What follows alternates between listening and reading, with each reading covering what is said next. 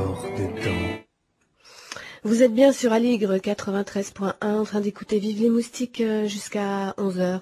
En début d'émission, je vous parlais d'un portail tout vert, tout net et tout jeune. Un portail d'achat et de reforestation qui permet à chaque démarche d'achat que vous effectuez de planter un arbre. Antoine Gérinier et David Collomb, jeunes ingénieurs trentenaires, en sont les créateurs du site Up2Green. On les écoute. Up2Green, c'est effectivement un nouveau portail internet engagé dans la lutte contre la déforestation dans le monde et pour la promotion également de la consommation bio et durable. Qui a eu l'idée de ce titre ? Alors Up2Green, ça a été une longue maturation. On cherchait en fait un double sens. Le premier, le mot up, il signifie une notion de mouvement, ouais. Aller de l'avant, créer un sursaut, un réveil. Ouais. La notion de green, bien évidemment, elle est évidente, elle marque notre ancrage dans l'environnement. Et puis Up2Green, c'est donc créer un nouveau style de consommation qui permettrait peut-être d'allier consommation courante et action utile et durable pour la planète. Oui. Alors pourquoi avoir choisi l'arbre ? Nous, on mise sur cet acte à la fois symbolique et concret. L'arbre, ça parle à un enfant de 4 ans et à des grands-parents de 80 ans. C'est la pérennité, c'est la nature, l'environnement. La sagesse. La sagesse, voilà, symbolique, très forte, je pense qu'il parle à tout le monde. Planter un arbre, ça a plusieurs bienfaits. Hein. Tout d'abord, lutter contre la désertification, ça fixe les dunes, alimenter les nappes phréatiques, rafraîchir aussi l'environnement, permettre de créer une économie locale. Il ne faut pas oublier que les arbres, ce sont les meubles, le papier, et les fruits, etc. Beaucoup de choses.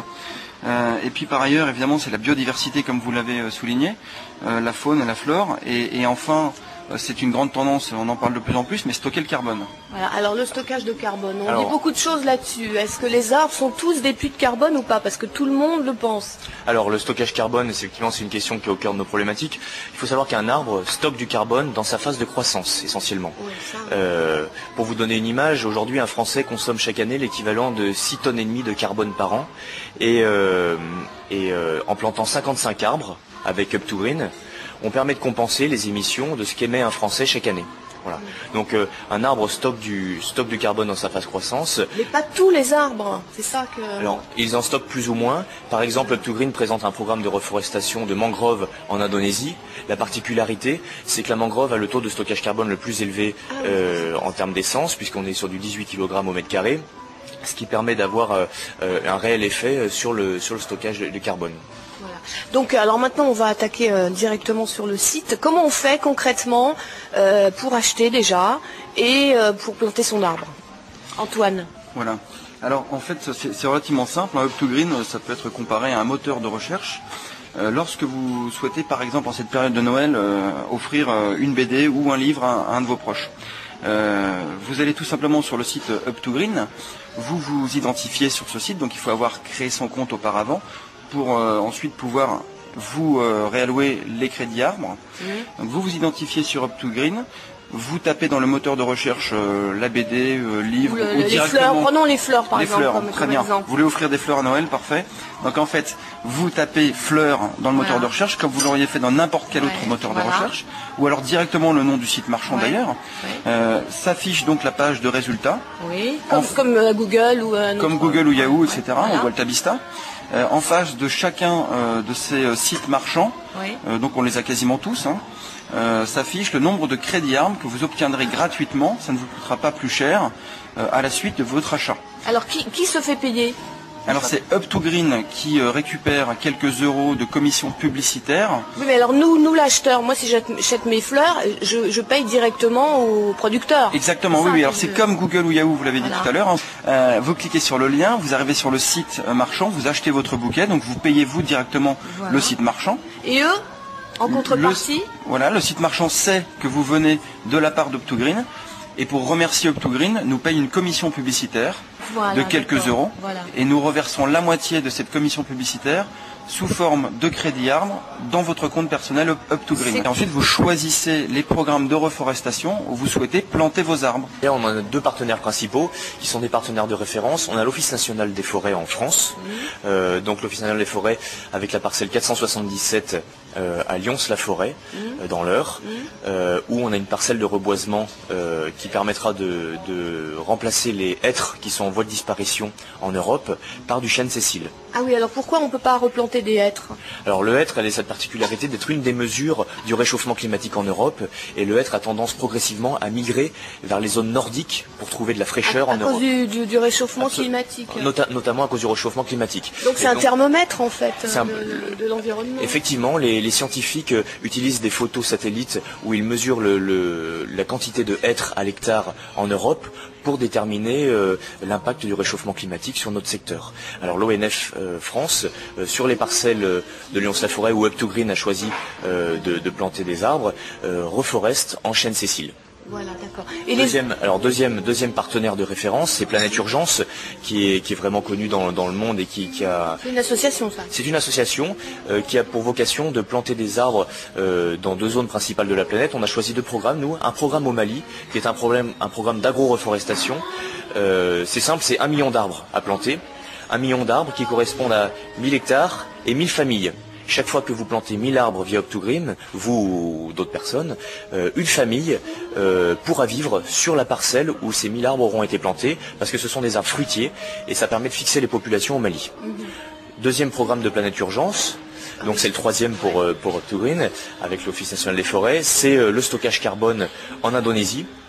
Il y a des problèmes avec l'huile de palme d'ailleurs. Notamment, donc il y a eu une déforestation massive de la mangrove en pensant que ça avait une utilité relativement faible, et ils se sont aperçus récemment avec le tsunami notamment que les zones de mangrove servaient de zones tampons, permettaient d'isoler les zones d'eau salée avec les zones d'eau douce, était une énorme réserve de biodiversité, et aujourd'hui c'est un enjeu mondial que de garder des quantités de mangroves relativement importantes sur ces secteurs. Est-ce que c'est plus cher de planter un arbre en France ou moins cher? Alors effectivement, avec l'Office national des forêts, il vous faudra 8 crédits d'arbres pour planter un arbre sur la parcelle 477 de Lyons-la-Forêt.